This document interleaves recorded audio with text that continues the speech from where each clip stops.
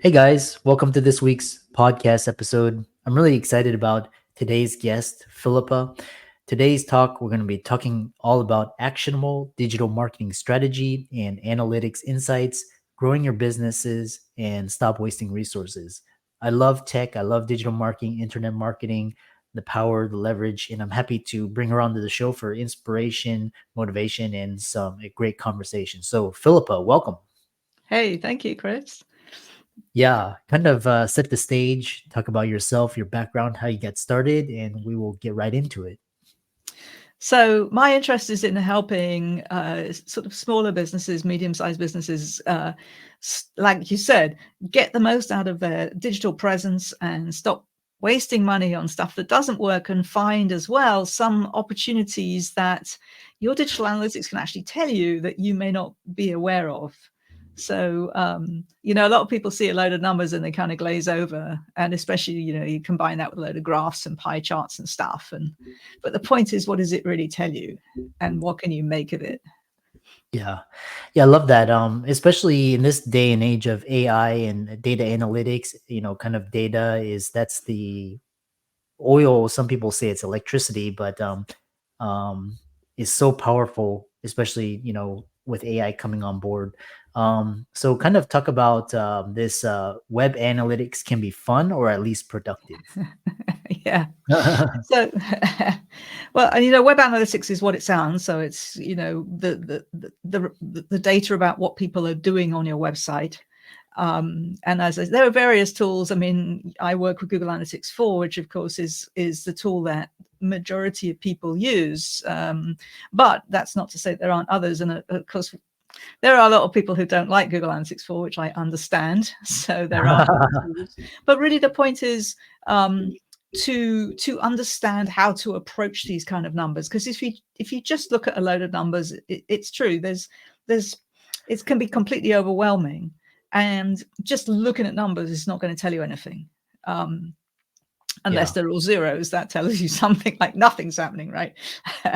But um, uh, if what you need to do is to figure out what you want to know, which means understanding your business. And that's kind of the good news for executives, because every executive understands their business. Like, we're not talking about web metrics now, we're talking about what does your business need and want to do. And Yeah. from that, in your digital presence, what do you want to do? Right. And so if we understand that, and then we can look at the numbers and say, okay, in that context, what do these numbers say?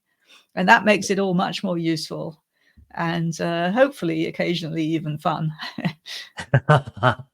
Yeah. Well, what I found fascinating is just basically if you get the analytics correctly, if you like basically we're gonna talk about finding the hidden gems in your data analytics, but and know where your like hidden opportunities. If you can find that and you can like fine tune that, your especially the income can be astronomical, sometimes like 10x. And it's just like the power of the internet and just kind of knowing how to use these tools. So, talk about finding the hidden gems in your data analytics. Right. And so, it works both ways in terms of finding opportunities or finding ways that you're missing out on stuff.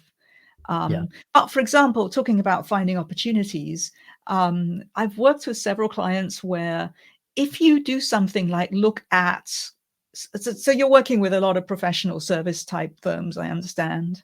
And that kind of business has a lot of content, because the way you prove to people that you're worth talking to is by showcasing your knowledge and your expertise, right? So you have often a lot of knowledge on your site, a lot of content, and then it's really helpful to have a search engine actually on your site so that people can find the specific piece of content that they want. Yeah. Now, that search engine is a gold mine of data. And a lot of people don't think about this. So I'm not talking Mm. about Google search. I'm talking about the search engine that's on your website, searching your content to show people what they want. Which, and again, that could be an e-commerce site too, obviously, right? You can do an item search. Um, but that tells you a lot about what people are actually looking for from you. Mm. So it tells you, for example, things that your audience expects you to provide, and maybe you're not, but there's an opportunity. I've had clients who've created knowledge-based products, and for which you can start charging if they're high quality, white papers, research, how-to guides. I've had a client where we've actually created a little side business with ebooks and manuals based on some of the questions that people are asking. I have a particular client in employment law that did this. And that kind of product, like a knowledge-based product, is fantastic because it sells itself, right? Once you've created it, you can have a little shopping cart for people to buy it, but basically there's no fulfillment because it's just a download. Yeah. And I've literally had clients that have created this sort of little side business that makes several $1,000s a month, which runs the website and everything just by itself without any staff involvement. So but additionally, the internal search engine tells you other really important things, like what language, what words people use to Uh-huh. look for what they think you should provide. Uh-huh. And that is really important in industries that you probably, again, have quite a few of in your audience, where there's a lot of jargon. There's a lot of, the geek speak of the industry, whatever that might be, that the buyers may not be familiar with.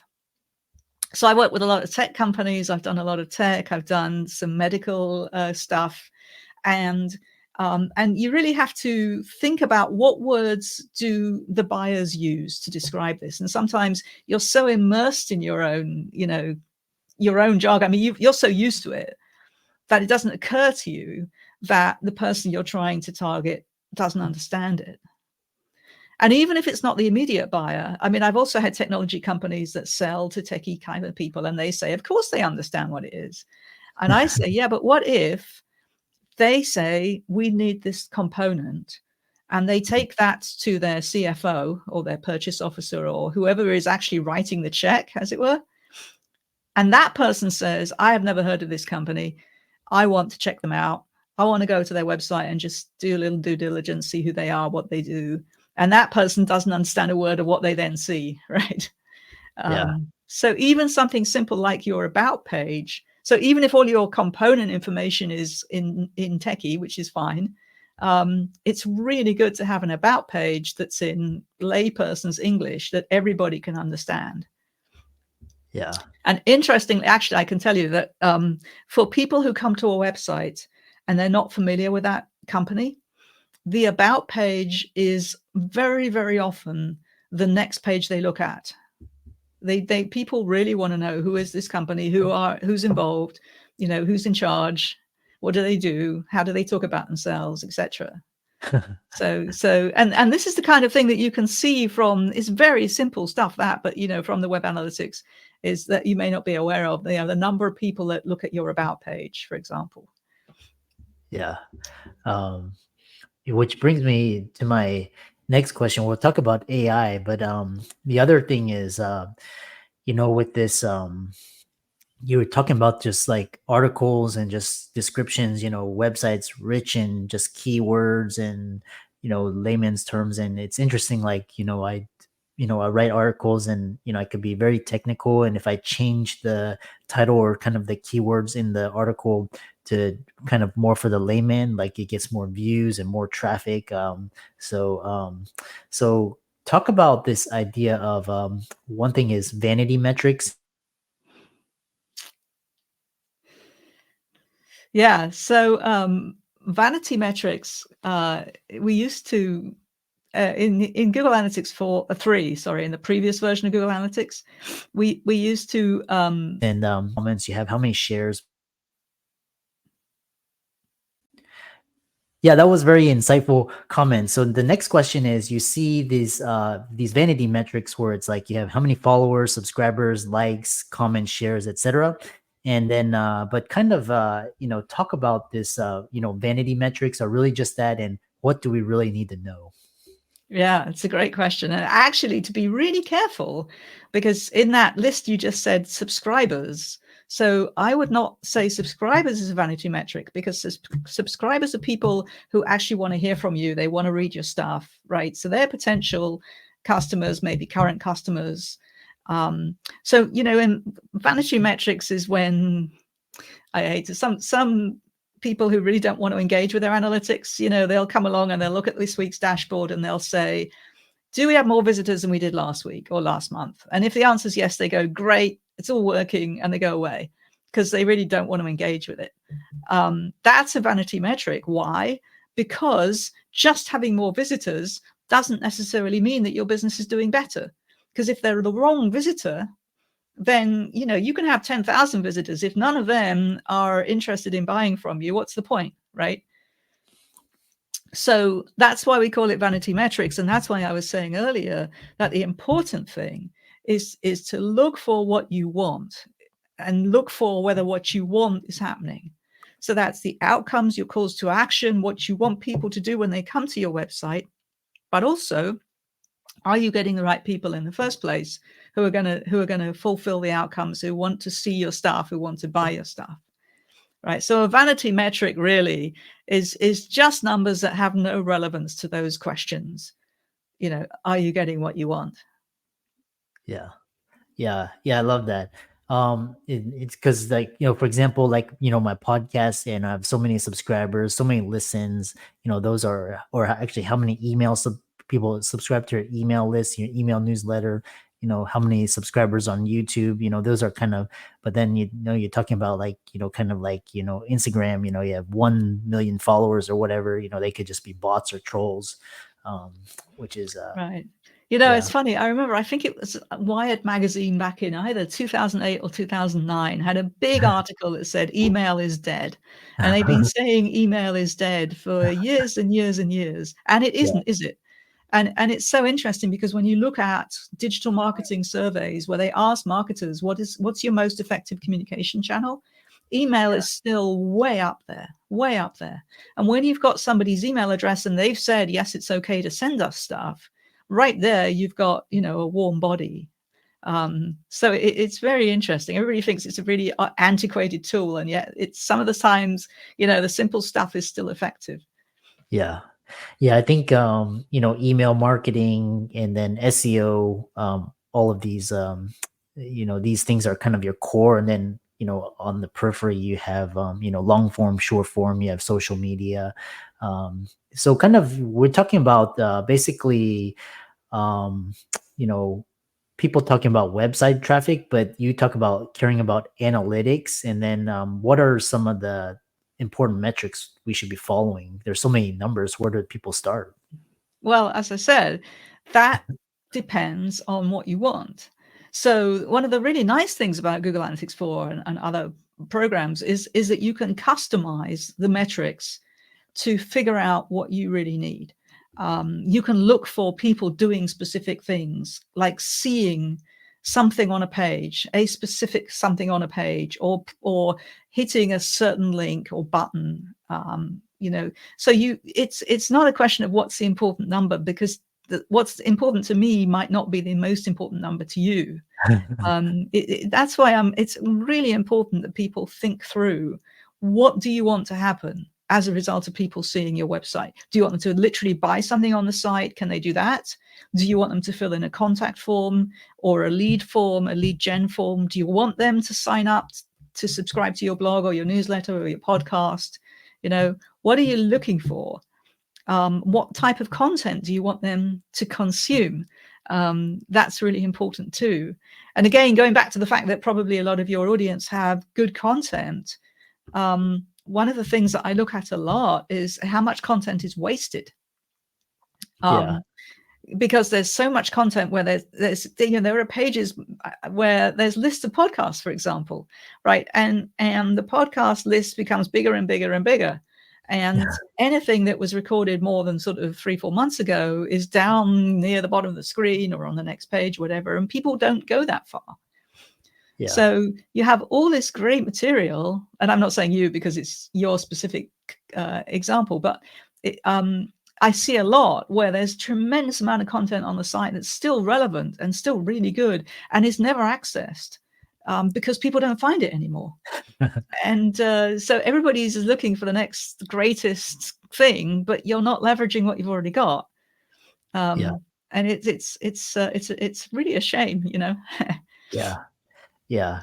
Kind of talk about this era of like I said, I'm asking more about artificial intelligence more and more in my guest episodes because it's really inserting itself into the conversation. So kind of talk about AI and then web analytics, website traffic, and then we'll move into data privacy a little bit later.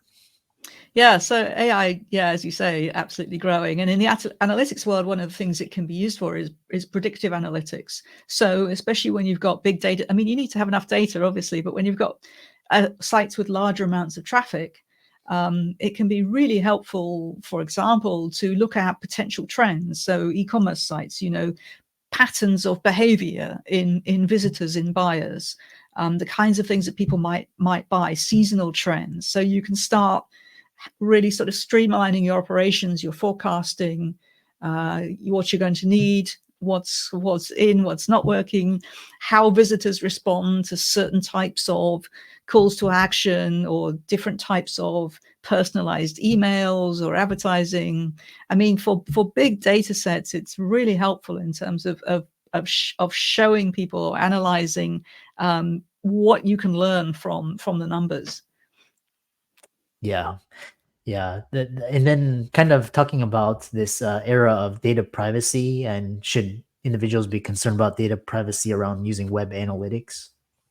Yeah, that was a big one. That was one of the reasons, in fact, that I think Google Analytics 4 was developed, because the previous version, a lot of people had a lot of concerns about. And in fact, in Europe, in several countries in Europe, the previous version of Google Analytics was banned for privacy reasons. The new version is supposed to be much more robust in terms of allowing people to opt out, not tracking people when they don't want to be tracked. And of course, there are other programs that, especially in Europe, are used because they're even more sort of privacy sound. But when you go to a website, and often the website will now come up with a box that says, "Do you want to accept cookies?" So if you say no, the analytics programs are not supposed to track you. They may take some very generic information, but nothing that can be specific. And no analytics program is allowed to collect what we call, or I shouldn't say no public like Google Analytics is allowed to collect what we call, personally identifiable information. So it's actually against the terms of service of Google Analytics to actually record in the data any kind of, email address, contact details of any kind, which sometimes can creep in because certain forms will add those as parameters on the URL, on the page title, if they're not properly programmed.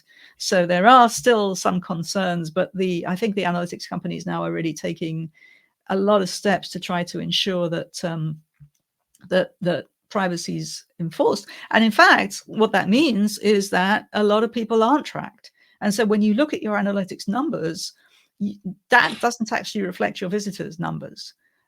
What it's giving you is patterns and trends of the people that you are allowed to track. But it's important to understand that it's not like auditable numbers of how many people actually come to your site. Yeah. Yeah, so fascinating. And like I said, I love this area, and it's basically, search traffic is really key because people are, it's basically a huge gold mine of just information and potential clients, customers. Um, how can people contact you, follow you? I know you basically, you help individuals with optimizing their websites, helping them with analytics, and then kind of, helping them find where their website's losing money, all of that. How can they contact you, follow you, check you out on social media, etc.? Yeah, absolutely. And my website is websitesthatwin.com. I'm sure you'll put this in the show notes, right? Yeah. And Yeah. actually, I work with businesses as well as individuals. So I help people to make sure that their data is clean, which of course is the most important thing, because if you're garbage in, garbage out, right? Yeah. So make sure that your analytics program is giving you clean data and is customized. As I said earlier, you can customize it to track what's really important to you. So making sure that's happening so that it's really reflecting your business strategy, and then go into, okay, now we know we've got a clean implementation. what can we tell from it that will allow us to maybe see some hidden opportunities, streamline things, and maybe save some money on stuff that isn't working. Yeah. Yeah. And for all the audience out there, let's thank Philippa for coming on. Again, I really love this idea, just kind of leveraging the internet, leveraging information, leveraging search traffic to give exponential gains in your business and find more clients. And all of our resources will be in the links and show notes, LinkedIn, our website. Be sure to give her a follow. And with that, thanks so much for coming onto the podcast. Thank you so much.